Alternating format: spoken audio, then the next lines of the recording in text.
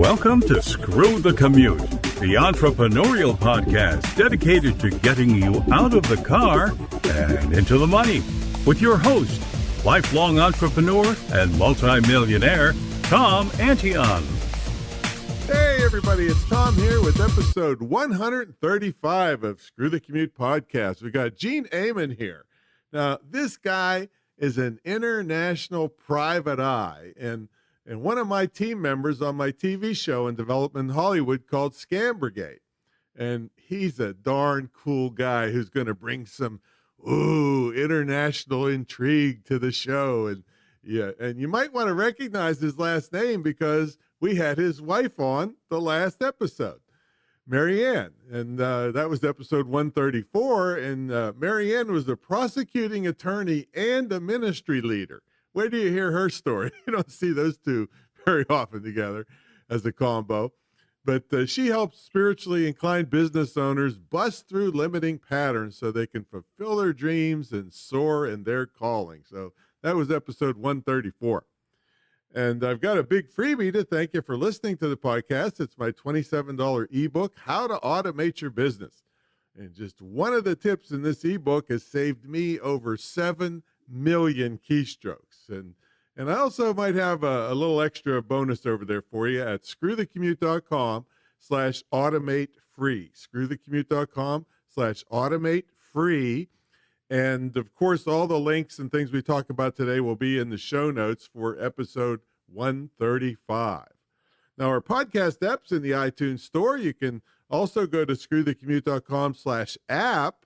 And we have complete instructions to show you how to use all the fancy features so you can take us with you on the road on your cell phone and your tablet. And also, please tell your friends about the podcast. I mean, the more successful it is, the more freebies I'll be able to give our faithful listeners. All right, our sponsor is my mentor program. It's check it out. It's the longest running, most successful, and most unique. And one thing I didn't tell you when I've talked about this in the past is we give you a scholarship also to my my school, which is the only school of its kind in the country that's dedicated and separate just on internet marketing. So you also get a scholarship to that. But anyway, the mentor program, myself and my entire staff work with you one-on-one to help you achieve your online goals. So you can check that out at greatinternetmarketingtraining.com. greatinternetmarketingtraining.com. All right, let's get to the main event. Gene Ehmann worked in law enforcement for 17 years, which included many years as a special agent with the FBI. Now, in the private sector, he's provided investigation, executive protection, and security for individuals and international corporations, both domestically and internationally in Asia, the Middle East, and Latin America. He specializes in providing vetted connections for businesses in Latin America. And he's an expert in travel security and a certified firearms and personal defense tactics instructor. And he reminded me to tell you, he's one ruggedly handsome dude. So, plus, and I'm sure you were... now, I'm sure you've heard other people say you had to have your head examined to be on a TV show with Tom, or that's me. And so while he was having that procedure, having his head examined for dealing with me, they actually found a brain tumor, and he beat the heck out of that too, and we're glad he did. So, Gene, are you ready to screw? Let's get together and screw them. There we go. How you doing, man? Doing well, Tom. Thanks for asking. Happy to be here. We've had a long relationship, brother. Yeah, it goes way back, and you scared the hell out of us for a while. Yeah, it was a surprise to me. Almost 3 years ago, while talking to Marianne, I started going kind of haywire, and we went to the hospital, got diagnosed as a brain tumor. It turned out to be a metastatic melanoma. Wow, and that sounds bad.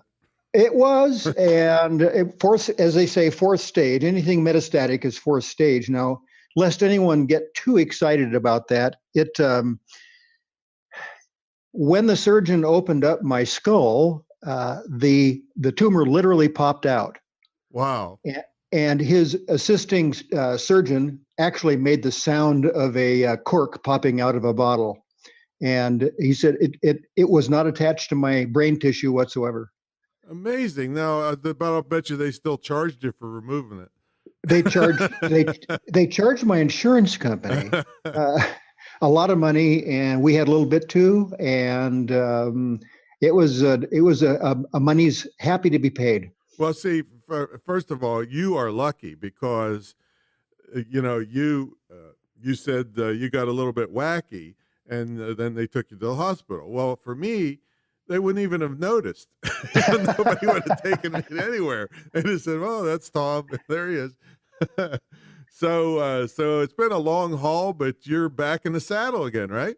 Back at it, yeah. Actually, the only downtime I really had was not even after the immediate surgery. It was after I had an immunotherapy treatment. The surgery itself took 48 minutes from open to close. Wow. And put me on the gurney. The immunotherapy started and took 3 months, and just immediately after my last treatment, then I started having some symptoms, and that kind of took me out of the game for probably 3.5, 4 months. Wow. And then I really started getting back in, but that time away really depressed my work. But it's getting back up there, and it's taken some time. Frankly, when people hear that you've had a brain tumor, they kind of think you're done. Yeah, well, for sure. But what I don't get is how can something grow without being attached to the rest of you? Yeah, who knows? Who knows? Tom, you know what I'm going to say is it was God for me. Yeah, it was. Yeah, I can't. They couldn't explain it. They couldn't explain it, but there was no attachment of the tumor to my brain. Well, period. You had an angel in your court too. I mean, a real yep, live absolutely, angel. Absolutely. Yeah. Yep. So I had a great surgeon too. In fact, it's very interesting because just 3 days ago, the surgeon who did my brain surgery was interviewed by BBC about Tiger Woods. He had done Tiger Woods surgeries for his back. Oh, crazy. Yeah. So you had a good team around you, and especially Marianne, that's for sure. Oh, man. I just realized I mean, I could imagine what she was going through, but I didn't realize how bad it was until I talked to her yesterday or the other day. Mm-hmm. Boy, she's a trooper, that's for sure. Oh, couldn't have asked for any better treatment in the world. I mean, she just loved me through it, and man, that was it. She just I just sat on the couch and smiled. she took care of everything.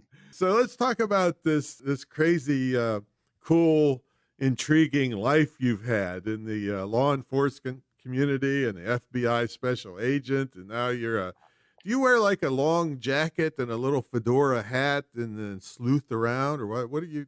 What do you do? Well, and a meerschaum pipe, of course. Okay, pipe, right? So tell us about what you actually do. And I don't really understand about you vetted business people. What does that mean? A lot of businesses go into business in a foreign country, specifically U.S. companies. We're probably the best or the worst about that. We'll go into business because one of their corporate attorneys has met a business person, usually an attorney from a foreign country, and they'll shake hands and hit some golf balls and have too many toddies, and they'll go into business together. Uh-huh. And that often doesn't work out very well. They don't know the culture of the country. They don't know about the government. They don't know about their regulations. A lot of my work, Tom, has been involving counterfeit products. Mm-hmm. And a perfect example of it is a major company whose name everybody would know here, entered into a business arrangement in Paraguay, and they had problems with their product being counterfeit. And the short of the story is, when we investigated the law firm that they were doing business down there, we found out that they were actually cooperating with the counterfeit pirates. Oh man. Because they hadn't taken the time, and we knew that because we'd done other work down there, and we knew that law firm to be dirty. And when we found out that was their law firm, we let them know, and they changed law firms, and lo and behold, the counterfeit of their particular product stopped. All right, so wait a minute. So a big company that sells in the United States was finding that there was counterfeits coming from Paraguay, or they were trying to do business in Paraguay, or what? Well, what happens probably in 80 or 90% of the time is most counterfeit products are made in China. And even Bill Gates went over and tried to stop them from counterfeiting their very expensive products, and they smiled at them and said, certainly. And they literally put their business on wheels and moved it down the block and started producing again. Chinese don't care. The government's involved in it because they make so darn much money. So the products are made in China, and they shipped them to a variety of countries. And in order to avoid design and patent infringement, they'll send them over in a condition that they call neutral. It's not. They call it not patented because there are no marks on it. I see. That indicate, for instance, counterfeit batteries will come over and there's no labels on them. Mm-hmm. And when they get to a country like Paraguay is one of the biggest where they do it because their labor is so cheap. When they get to Paraguay, then they'll put labels on them and they'll package them to look original, and then they put them out on the market. And Paraguay isn't the community that buys those products. They don't have any money, so right. They'll send them over to Brazil. They'll send them to Miami, and they'll send them to Argentina, and those consumers are the ones that'll buy them. There's a bridge between Paraguay and Brazil, and 2 days a week, Wednesday and Saturday, the people come over from Brazil by the buttload. They'll come over 200,000 or 300,000 people a day because that's when the shipments come in. I've got videos of that. Oh, and man. When they come over, they come over empty-handed, and they go back with all the products stacked on them. And I've got videos of people on mopeds with boxes on their head going across the bridge. And there are people that'll rent a moped for you for $1.50 to go across that bridge, and $1.50 to come back. And we can know exactly what they're doing because you can stop them and ask them what they're bringing, and they'll tell you.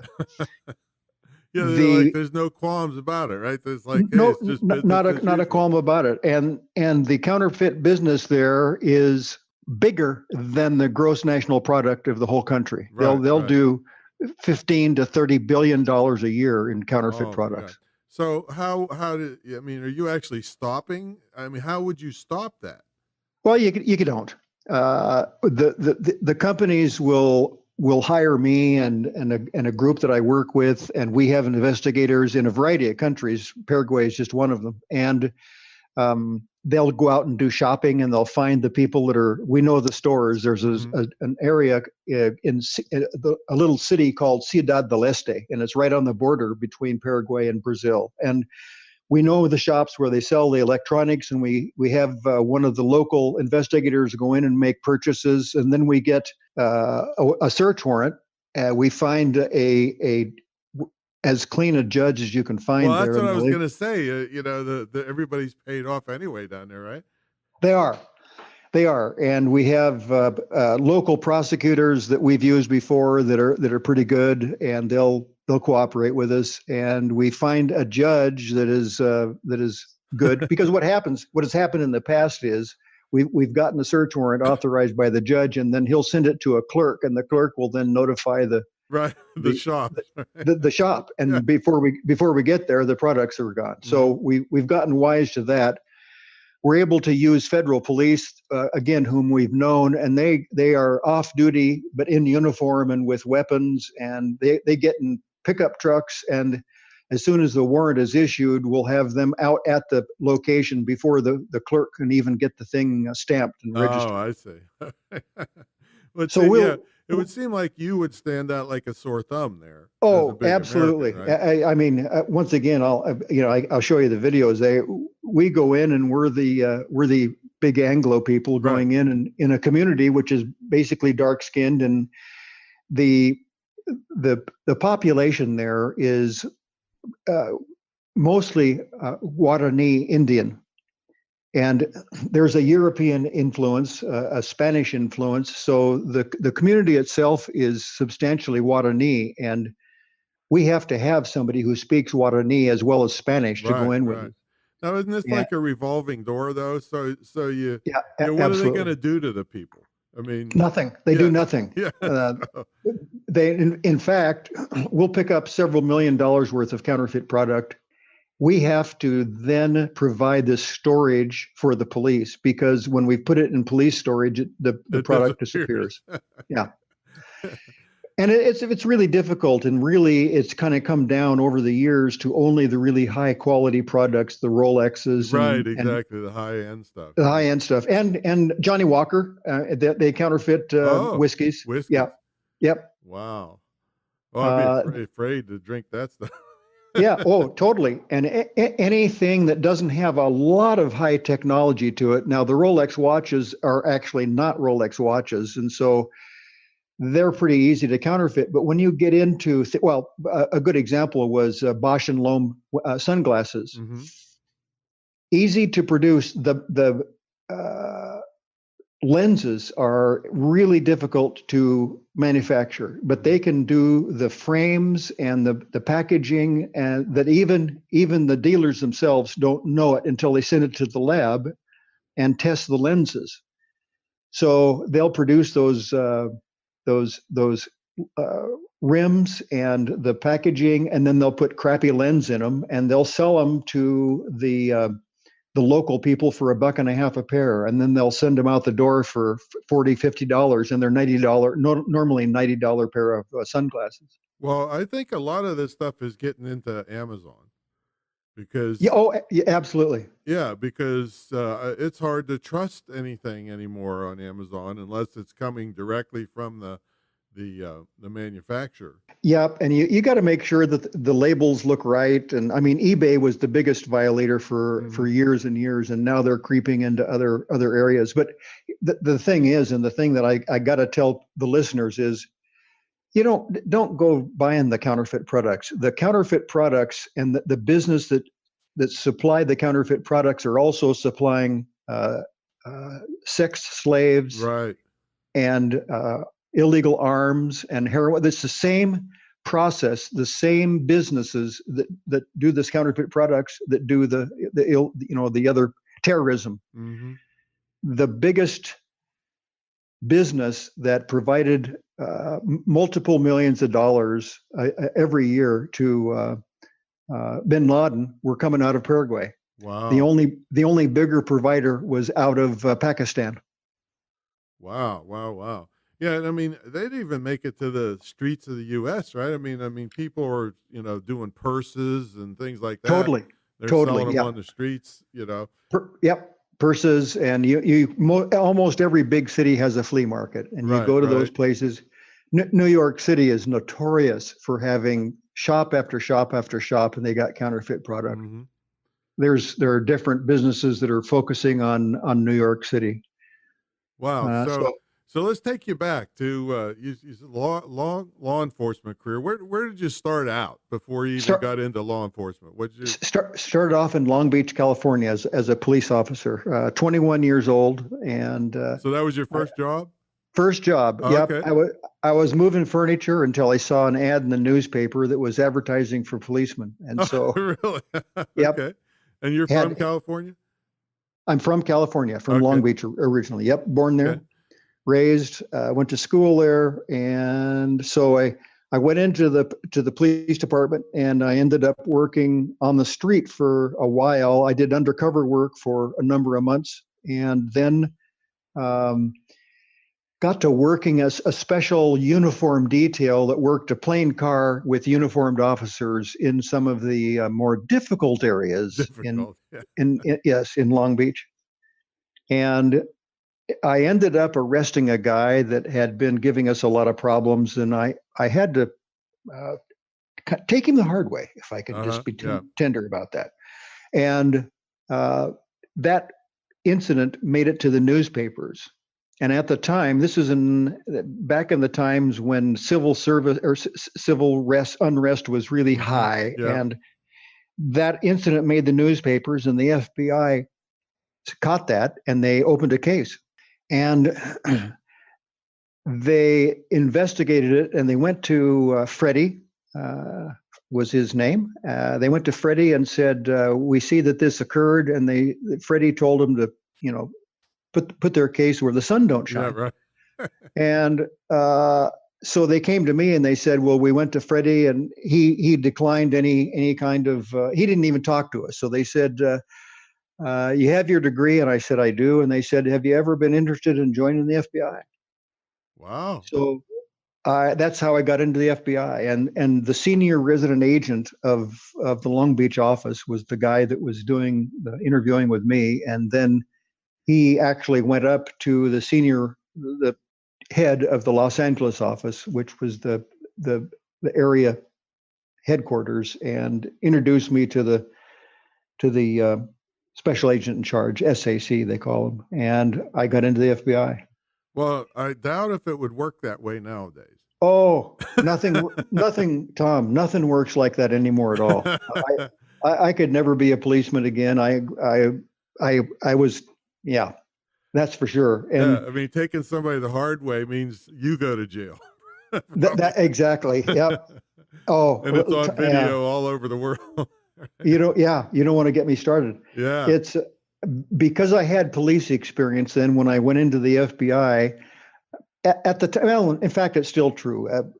Mostly FBI agents do a lot of street work. And back then it was even less.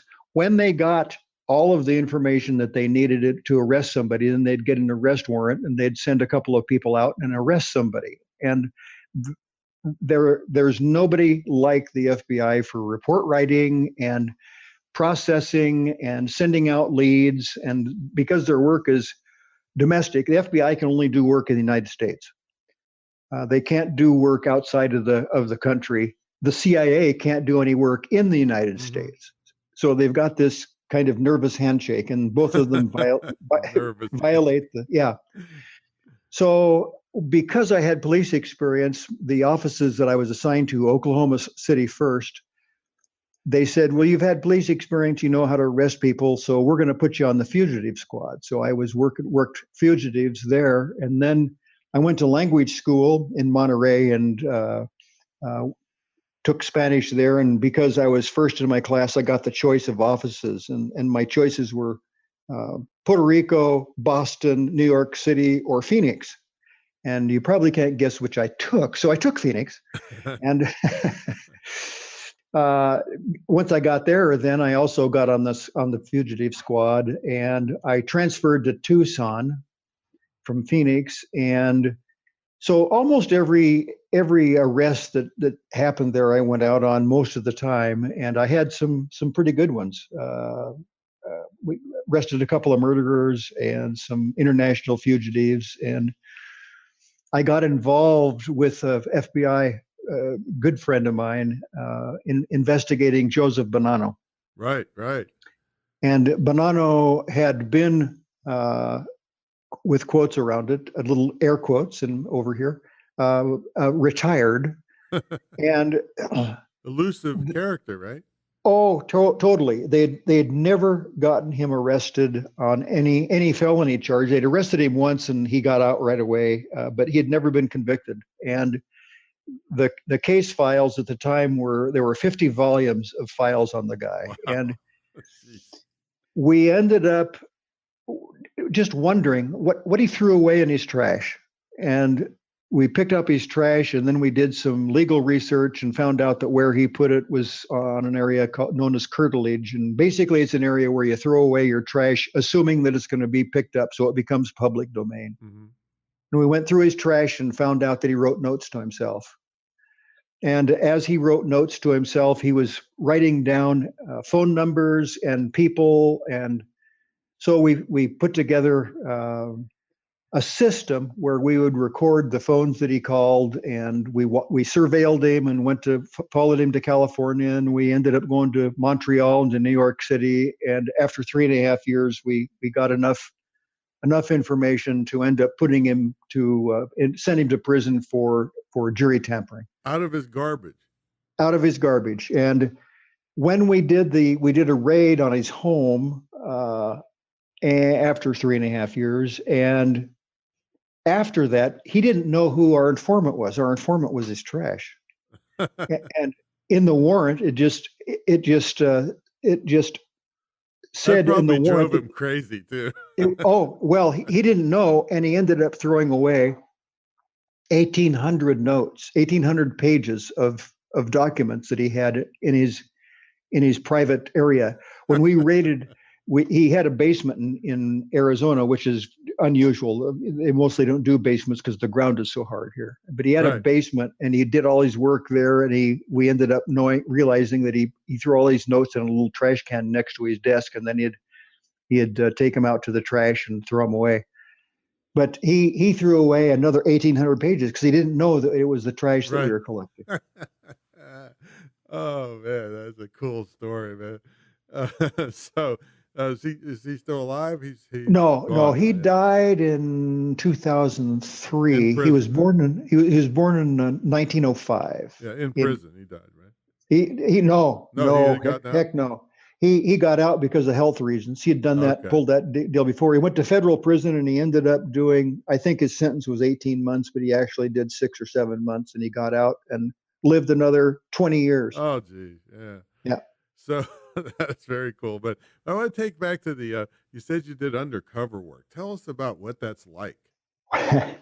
Well, it's different than it is now. But we focused on prostitution and gambling, and basically what I would do is we knew the areas in Long Beach, and sometimes out of the city, but mostly in Long Beach, where those activities would take place. And we had other informants, non-police informants, and they would tell us that there was a prostitution ring that was happening, and they'd give me a name and a phone number, and I'd call up the phone number and make arrangements to meet with a prostitute, and we'd make a deal, and we'd arrest them.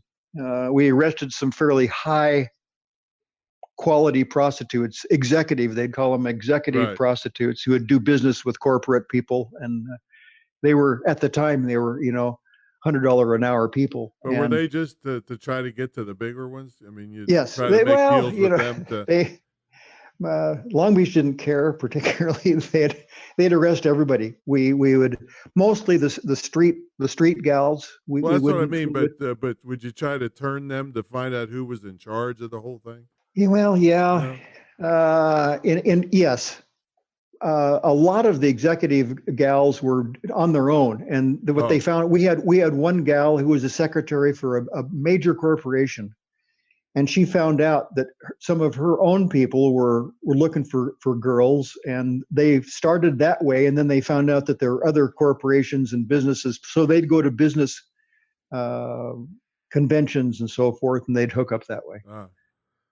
But in Long Beach, the prostitutes would travel between Los Angeles and Long Beach, and Long Beach was a Navy town, and so the street prostitutes would mostly focus on the sailors, and we began to have a relationship with the Shore Patrol Chief Petty Officer, who was in charge of the Shore Patrol people, and so a lot of the Johns were sailors.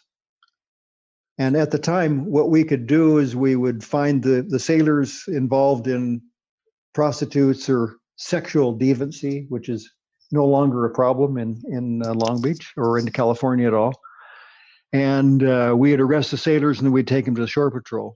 So there was no paperwork involved. We'd take them to shore patrol. The other thing that happened was the shore patrol also had a lot of AWOLs, and they would put warrants for fleeing AWOL sailors, and we could arrest them, and we'd arrested them, and we get $25 a piece for everyone we arrested.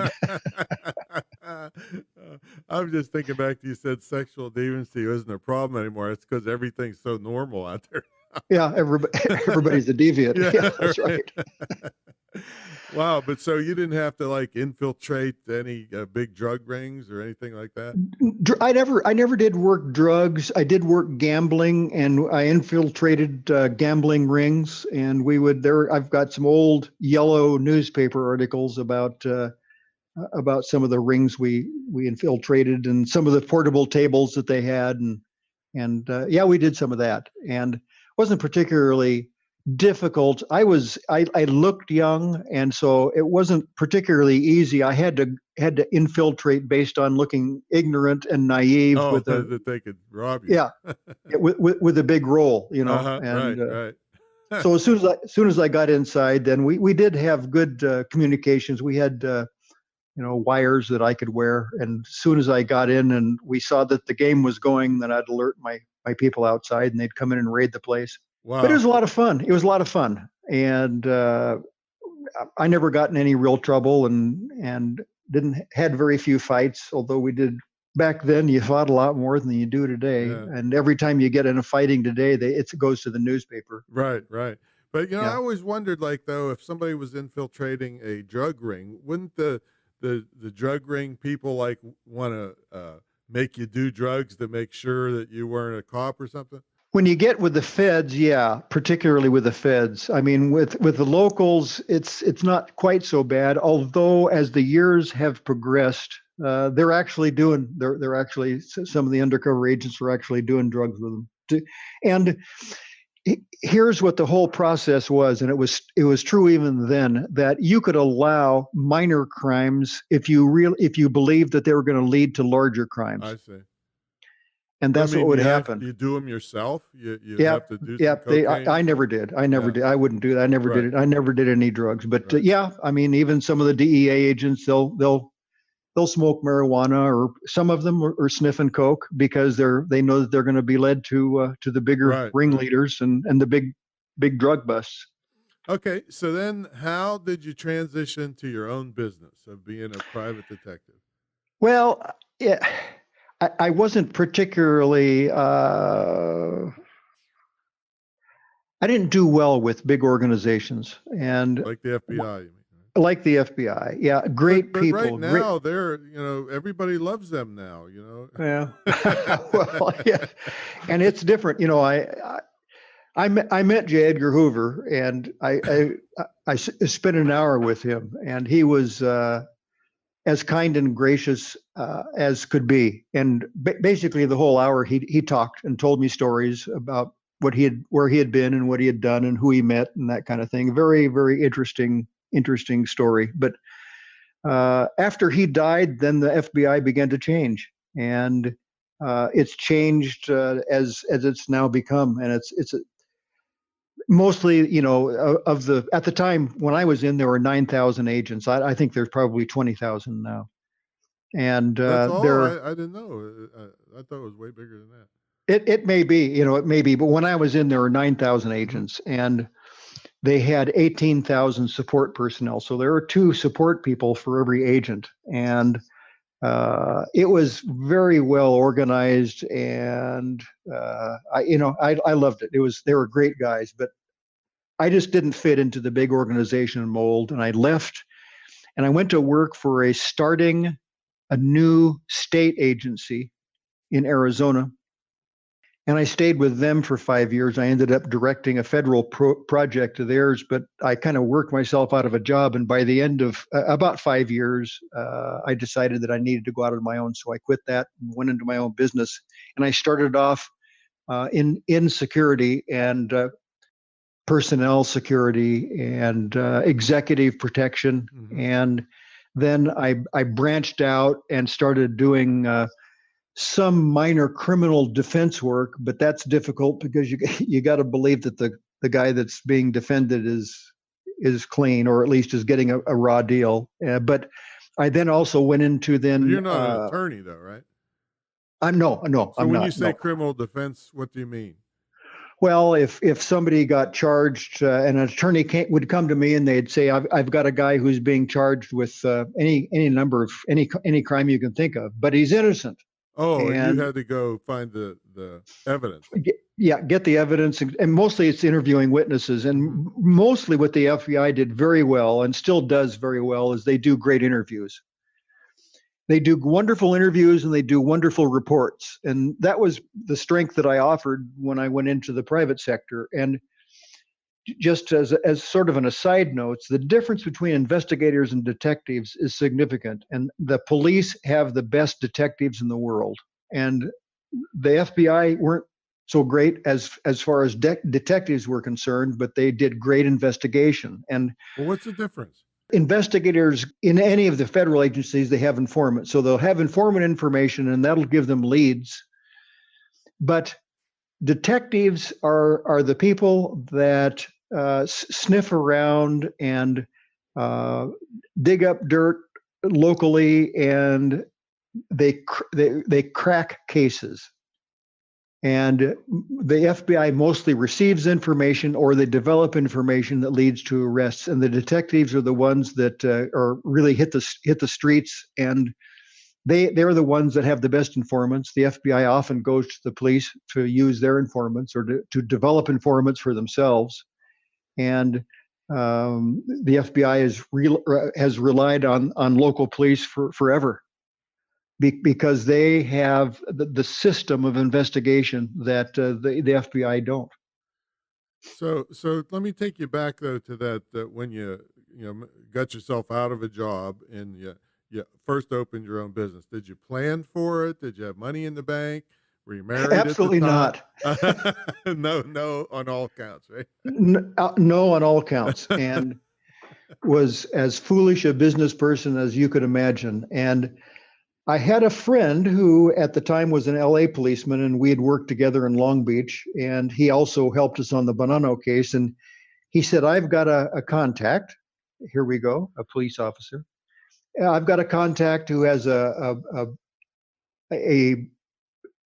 airplane business, and he's starting a route between Los Angeles and Las Vegas, and Long Beach and Las Vegas. And he said he needs help in vetting his pilots and some of the business arrangements that he was making. So I started almost exclusively working for that company. And from there, then he also had, as an example, he had a lot of money of his equipment stolen, and he believed that it had gone to Canada. So I went up to Canada with another partner, and we found his equipment in a warehouse up in Canada, and we managed getting it back for him.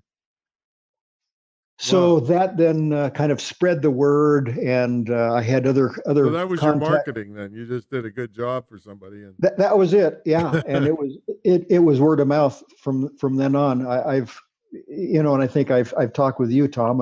I've been a terrible marketing person, and because it's always been, and marketing of course is word of mouth, but it's always been word of mouth, and it's gone from mostly from attorney to attorney, and then from corporate people to corporate people. I've done quite a bit of executive protection for corporations when they travel. As an example, my last trip a few months ago was to Jamaica. Now, would you make a distinction between being a bodyguard and executive protection? Yeah. Yes. What's the difference?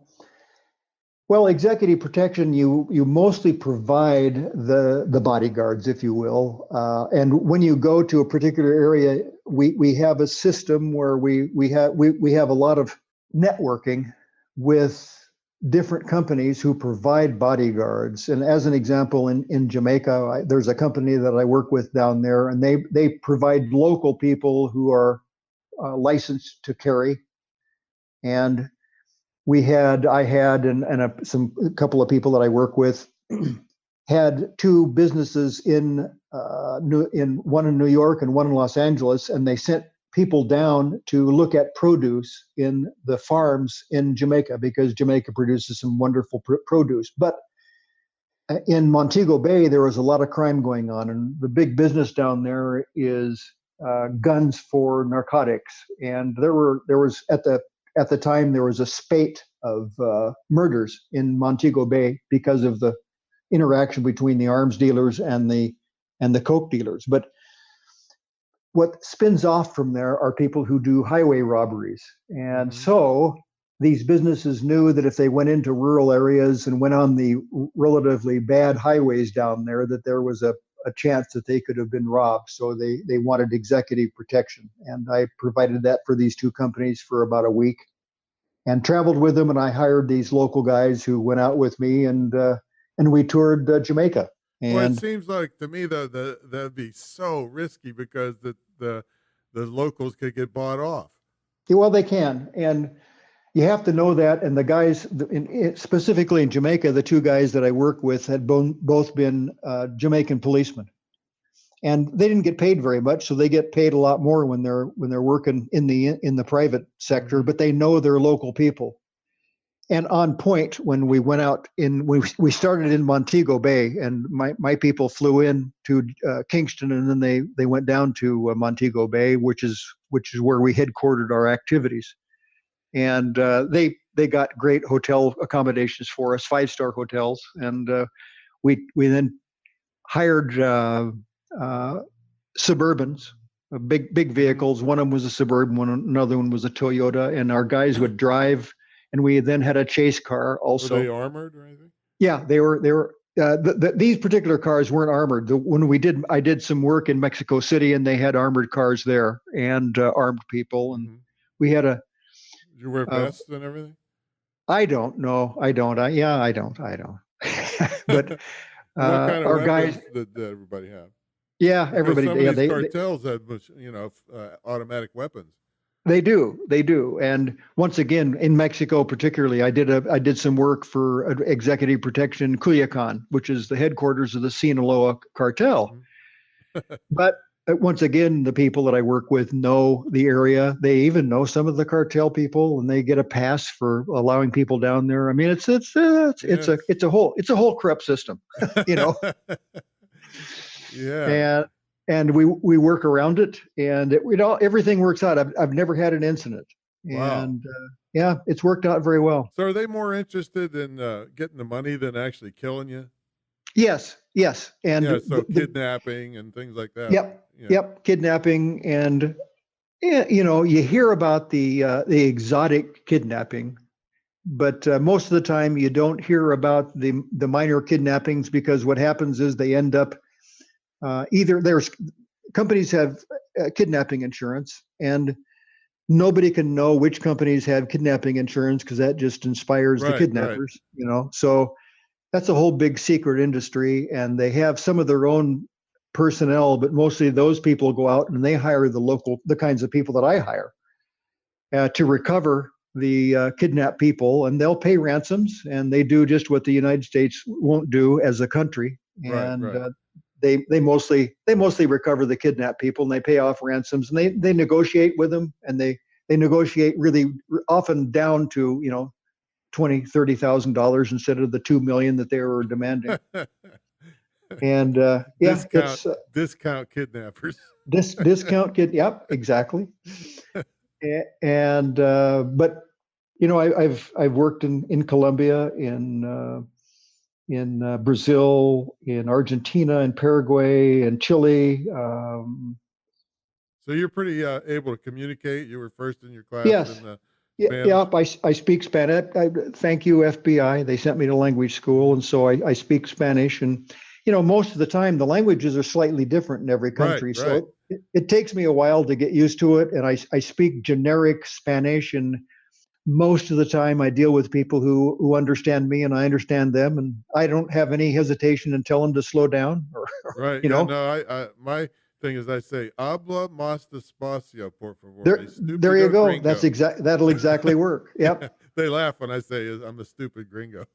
Yep, and they love it, Tom. Yeah. They love it when you say that. They love it if you try it all. And I say that to our listeners. If they go to Latin countries at all, just say hola. That's all you Yeah. have to do. I mean, you can, when you go to China, you say ning hao, and they smile and they look at you and they're happy. Any place you go, any place you You go. do much with China? No, not too much. You know I spent people in China? I'm sorry. You know people in China? Oh, yes. Okay, and I'll tell you why, because I just did a report on how U.S. Companies might want to get listed on Baidu, which is their search engine. There's like 1 million searches a day in English, but you got to get a Chinese cell phone number and somebody in China to help you with this. Yeah. And nobody knows what to do, so they just don't do it. So that could be a side business for you. Very interesting. Yeah, I have a couple of people. I had work over in Shanghai and in Shenzhen on mainland China, and then also in Hong Kong. And I've got people in all those areas, and in fact, they do work in other Asian countries, Vietnam and Thailand and Singapore, and I mean there's a network keep your over there. antenna up for anybody that would just help facilitate U.S. companies getting in Baidu, because it's a emerging thing, and I'd love to have my school in there because Chinese students are very studious, and a lot of them have money. Well, and to mention your school, Tom, I was there when you were just getting it going, and you've got great work going there, brother. I'm telling you. Anybody who hasn't taken advantage of not your teaching and your school are missing out. Yeah, it's we just got approved by the Department of Defense for their military spouse program. Wow. Yeah, so they have scholarships available for military spouses. So I'm getting all my military testimonials together, so that beautiful for that. But so tell us about the business aspect of being a super sleuth like you. Get your money up front. Okay, yeah. So these companies that, let's say they're going to send you to Paraguay to check out the fake widgets. So how do you bill? How do you charge for stuff like that? And how do you get paid? With the counterfeit stuff and the companies we work with, let's say companies. Let's say, just as an example, maybe a Canon or Epson or those kinds of companies. We've worked with them long enough that we mostly do our work up front because we know they're going to pay us. You get paid. Yeah, we're going to get paid. With corporations that we haven't worked with, or with individual, we've done some work with individuals. Then we'll get a retainer, and mostly we figure out what it's going to cost us. Just cost-wise, not profit-wise, and we get at least our costs up front. Right. And then we hold our information, or we hold our reports close to our vest, kind of like the FBI does. And we say, okay, now it's time to pay the rest, and then we give them the report. So I'm just sitting here thinking, like if somebody gets hurt, who's responsible for paying the bill? Like, do you go to your insurance company and say, hey, listen, I'm going to Montego Bay to deal with some cartel members for a kid. Can you give me some health insurance? Yeah. Well, yeah. Well, in fact, there are travel insurances. And, but travel insurance is for getting shot with an MP5. That's more difficult. Yeah. But yeah, I mean, if we have to go down on things like that, then the individuals have to pay. Or if they're working for a corporation, then the corporation will pay. Corporation would pay if you got shot. Yep. Okay. And is because that in your contract?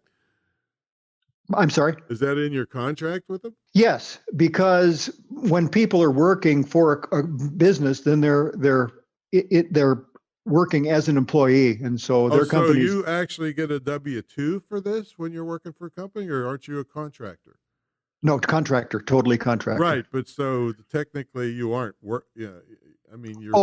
You mean if I get shot? Yeah, if you get hurt. Yeah. Okay. Yeah. No, if I get shot, it's on me. Well, you better watch out then. Yeah, I got travel insurance, but other than that, there's no compensation for getting shot. Oh, well, I would it's put that in just my contract. If I get shot, I get an extra so much money. yeah. Well, and when you get into the areas that are particularly dangerous, then your contract is higher. Yeah, yeah, exactly. Oh, yeah, yeah.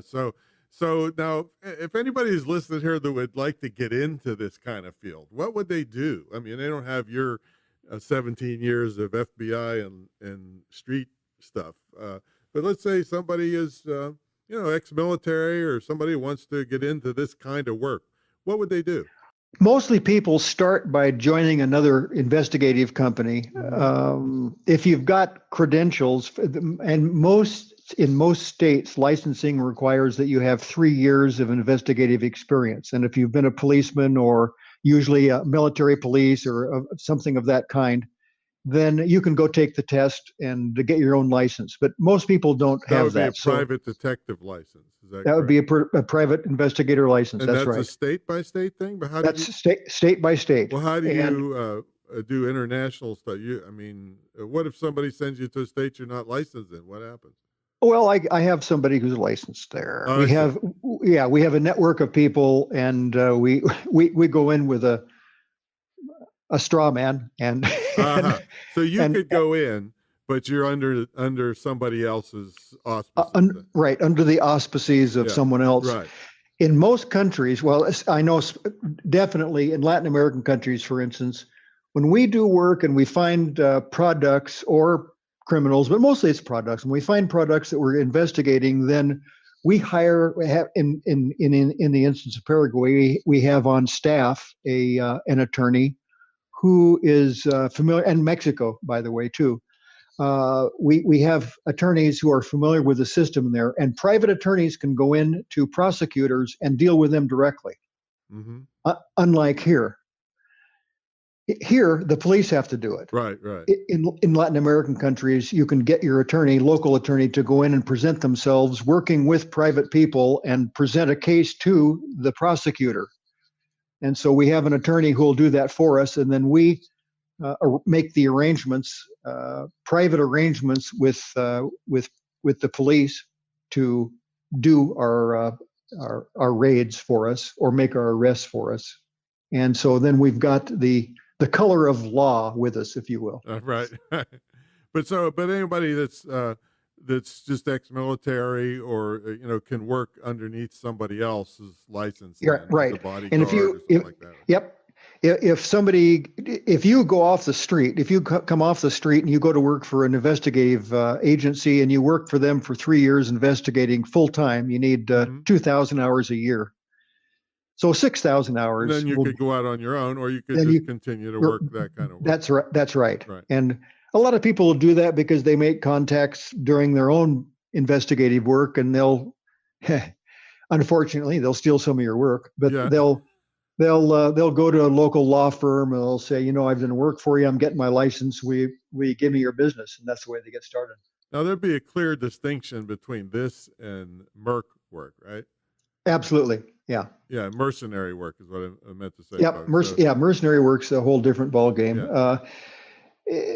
We work with people who have hired out, for instance, these, the Somali pirates hire private companies. Mostly they're Blackwater types, but there are other companies other than the Blackwater types that will do that. And they're individuals who will make arrangements because they know some of the shipping people, and they'll be able to get on board with their 50 caliber machine guns and protect them from pirates. But that's kind of a big business. Yeah. Shipping piracy is a significant business.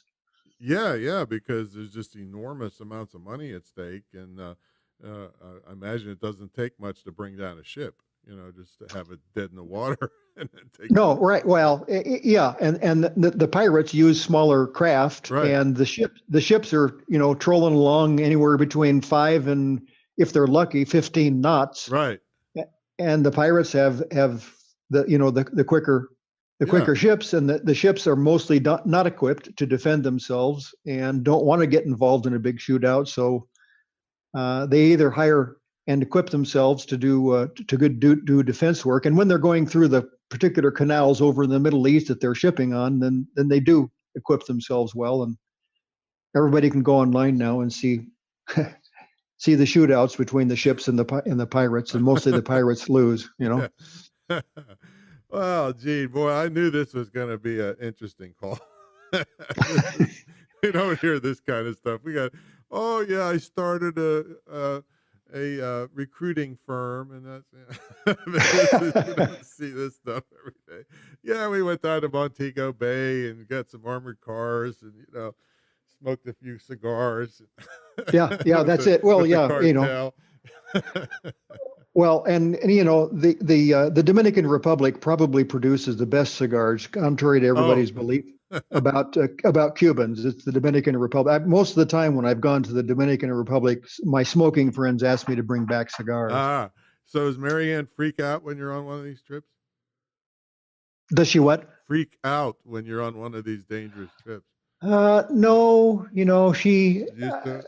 Yeah, she knows I take care of myself and that I work with good people, and I've got really good in Latin America. I've got wonderful contacts. I've got my main contact in Latin America is a former CIA analyst, and that person has arrangements that are non-pareil. They're just they're outstanding, and so we take care of ourselves. There's it's not worth it to go out and do stuff that's crazy. And when we do our raids, I think I've shown you the photos of our couple of raids in Paraguay, and we have 15 or 20 different federal policemen, and they've got the automatic weapons and the vests. And yeah, give us some stuff. We'll put it all in the show notes, because I know people are going to be interested in seeing stuff about this. If you got whatever videos. Yep. I can send you some photos. Sure. Absolutely. And how does somebody hire you? They call me.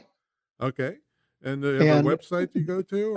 I've got a website. Probably the best way, though, is to send me an email, and or call my phone, and that's the best way. Besides, if they call and let me know that they heard about me on your program, then I'll know that they're at least preliminarily vetted. Crazy.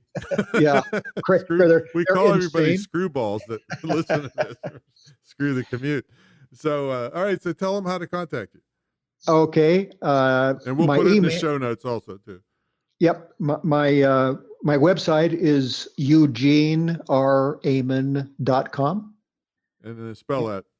EUGENEREHMANN.com. And my email is Gene, Gene, not the French way, Gene at eugeneehmann.com. Yep. We'll have all that in the show notes, along with your phone number and all that.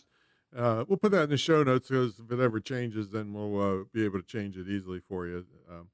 So Gene, it's great catching up, man. I'm glad you're out of that mess that you were in with the medical stuff, and you're making a comeback. Your energy coming up. Yep. Just a little blip, and it makes for great war stories. I can show people, if I get my hair cut short, you can see a couple of scars on my head. Yeah. It makes it look exciting. There you go. Temporary inconvenience, permanent improvement. You get that thing out of your head. Yeah. You got it. All right. So good. So great to catch up with you, man. And everybody check out Gene's stuff in the show notes. If you know anybody in a corporation or anybody that needs what kind of work do you really are looking for? Well, I really enjoy when somebody wants, particularly to go. I can help them with China. I can help them with Turkey. I can help them, especially in Latin America. But if they got a business that they want to expand, because there's a lot of reason to expand into the Latin American countries, because their labor is so inexpensive, and many of them have really great markets to sell in which to sell their products. But if they're interested in doing business in Latin America, I can help them get started and know the right places to get them to. And if they need to get products registered or to get to have legal matters, I can help them get to good law firms. And that's what I really love doing. If they have investigations that they need to get started in, or that they want to get businesses vetted, if they want due diligence, I do a lot of due diligence work for businesses. That I can help them with that as well. So on a business level, or even on an individual level? Oh, business particularly. Yeah. Yeah. Yeah, so you're Yep. not background checks. Yep, background checks. Yep. Yeah, and due diligence goes beyond backgrounds. It gets into their reputation and their other business contacts, and it gets pretty broad. I see. Great. Yep. And you got ways to research stuff that us typical schmucks don't. Yeah, I do. Yeah, and I mostly work with contacts, and if it gets important, I'll go down myself, and I can navigate my way around most of them. I've been to most of them, and Central America as well as South America and Mexico. I got lots of contacts in Mexico. Been down on murder investigation down there and executive protection, and yeah. So Wow. Like I said, I knew this was going to be very cool. well, it only matches your business itself, Tom. There we go. All right, man. So good talking to you, and everybody check the show notes, and we'll get some of Gene's cool pictures in there for you too, and we'll catch everybody on the next episode. See you later.